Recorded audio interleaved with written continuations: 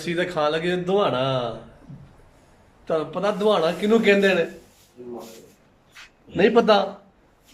ਤੋ ਚਲੋ ਮੈਂ ਤਾਂ ਦੁਹਾਣਾ ਕਿਹਨੂੰ ਕਹਿੰਦੇ ਆ।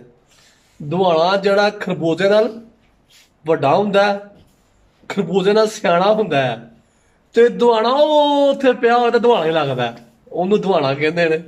ਚਲੋ ਦੀਪ ਸਾਹਿਬ ਕੱਢੋ ਬਿਸਮਿਲ੍ਲਾ।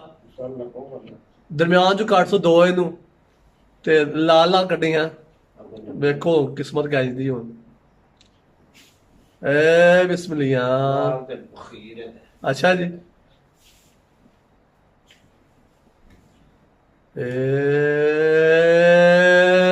खोल दे, सब मिलके बोलो खोलो।